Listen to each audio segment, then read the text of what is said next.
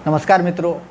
आज जब हम इतिहास पढ़ रहे थे और इतिहास में मुगल वाले टॉपिक में शाहजहां और औरंगजेब के बारे में पढ़ रहे थे तो मुझे लगा कि इस पर एक संक्षिप्त वीडियो बनाया जाए। इसलिए नहीं क्योंकि मुझे आपको इतिहास पढ़ाना है, बल्कि इसलिए क्योंकि शाहजहां का जो हमारी संस्कृति, हमारी विरासत के प्रति उनका जो सकारात्मक दृष्टिकोण था, मुझे लगा कि वो आपको इस वीडियो के माध्यम से बताना चाहिए।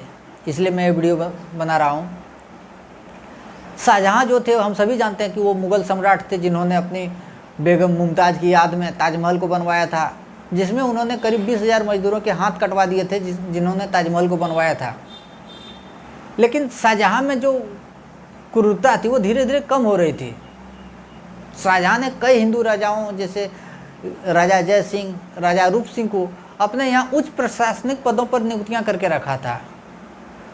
कुछ ऐतिहासिक साक्ष्य ऐसे भी मिलते हैं जहाँ शाहजहां ने कई मंदिरों के संरक्षण व मरम्मत हेतु सहायताएं भी दी थी, क्योंकि शाहजहां जानता था कि वह हिंदू बहुल भारत में स्थिरता बनाए रखने के लिए, हिंदू बहुल भारत में राज करने के लिए धार्मिक संतुलन बनाना जरूरी है, धार्मिक संतुलन रखना जरूरी है।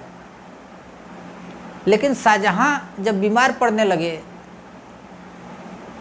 तो उन्हें लगा कि अब मुझे अपना उत्तराधिकारी अपने बेटे को सौंप देना चाहिए। तो शाहजहां ने अपने 4 बेटे दारा शिकोह, औरंगजेब, शाह सूबा और मुराद बख्श के बीच दारा शिकोह को अपना उत्तराधिकारी घोषित कर दिया, जो औरंगजेब को नामंजूर था। तो औरंगजेब ने दारा शिकोह को हराकर 1658 ईस्वी में दिल्ली पर कब्जा कर लिया। चूँकि दारा शिकोह एक कवि था, साहित्य में ज़्यादा रुचि रखता था, और जो साहित्य में रुचि रखते हैं वो सहिष्णु हो जाते हैं। या कहें कि शाहजहां न ज़्यादा उदार थे और न ही ज़्यादा उनमें कट्टरता थी, वह प्रेगमेटिव किस्म के प्रशासक थे। और वहीं दारा शिकोह जो थे, तो वहीं उसका पुत्र दारा शिकोह हिंदू मुस्लिम आध्यात्मिक समन्वय का उतना समर्थक नहीं था। दारा शिकोह को उपनिषदों और वेदांतों में ज़्यादा वे रुचि रखते थे। तो वहीं इसके विपरीत औरंगजेब एकदम कट्टर इस्लाम के प्रवर्तक थे, और औरंगजेब को अपने पिता को उसके उदार प्रवृत्ति होने के कारण उनसे एक कमज़ोर शासक मानता था। और दारा शिकोह का पक्षपाती भी शाहजहां को मानता था। चूँकि शाहजहां दारा शिकोह के पक्ष में था और औरंगजेब गद्दी से हटाना चाहता था, और औरंगजेब को लगा कि जब तक शाहजहां जीवित है, जब तक शाहजहां जिंदा है, तब तक राजनीतिक खतरा बना रहेगा। तो उसने अपने ही बाप को आगरा के किले में कैद कर लिया, और उसे खाने की जो चीज़ें भेजी जाती थी वो लिमिट में, एक तय में उसे खाद्य सामग्री भेजी जाती थी। उसे दिन में महज 3 रोटियां और रकाबी भेजा जाता था, जिसमें केवल 2 गोश्त के टुकड़े होते थे, बाकी रेसा होता था।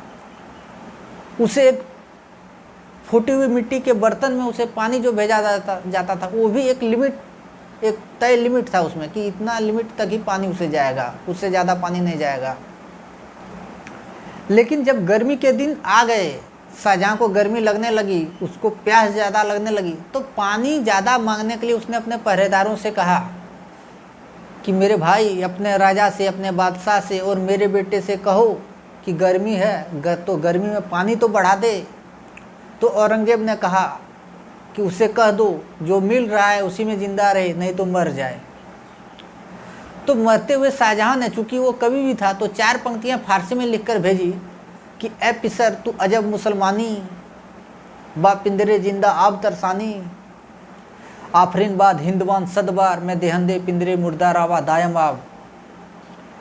ए पिसर तू अजब मुसलमानी, ब पिंदरे जिंदा आब तरसानी, आफरीन बाद हिंदवान सदबार, मैं देहंदे पिंदरे मुर्दा रावा दायम आब। मतलब कि ए पिसर तू अजब मुसलमानी, पिसर माने बेटे, फारसी में पिसर मतलब बेटे होते हैं। तो ए पिसर तू अजब मुसलमानी, हम और तुम अजब के मुसलमान पैदा हो गए, जो तू अपने जिंदा बाप को पाने के लिए तरसा रहा है। ब पिंदरे जिंदा अब तरसानी, हम जिस मुल्क पर हुकूमत कर रहे हैं मेरे बेटे, उसको ना मैं समझ पाया ना तू समझ पाया। एक तू है जो अपने जिंदा बाप को पाने के लिए तरसा रहा है, और एक इस मुल्क के रहने वाले वे लोग हैं जो श्राद्ध के पक्ष में अपने परदादा को भी पानी देते हैं। कि हम किस संस्कृति की ओर जा रहे हैं। हम ये मान सकते हैं कि मुग़लों ने हमारे संस्कृति को छीन भिन करने की कोशिश की। बख्तियार खिलजी ने हमारे विश्व के सबसे बड़े विश्वविद्यालय नालंदा जैसे विश्वविद्यालय, तक्षशिला जैसे विश्वविद्यालय को उन्होंने बर्बाद करने की कोशिश किया, बर्बाद किया। हमारे पुस्तकालय उन्होंने जला दिए। पश्चिम के लोगों ने हमारी संस्कृति को बर्बाद करने की कोशिश की। मैकाले जैसे लोगों ने हमारी शिक्षा व्यवस्था को बर्बाद किया। वामपंथ वाले इतिहासकारों ने हमारे इतिहास को हमें गलत परोसा गया। लेकिन हम किस संस्कृति की ओर जा रहे हैं? हम अपनी संस्कृति, अपनी विरासत को भूल रहे हैं। मेरे मित्र, हमें पुनः संकल्प लेना होगा और अपने संस्कृति की ओर, अपने विरासत की ओर पुनः आगे आना होगा और पश्चिमी सभ्यता वाले विरासत को हमें त्यागना होगा। तभी ये देश विश्व गुरु बन पाएगा।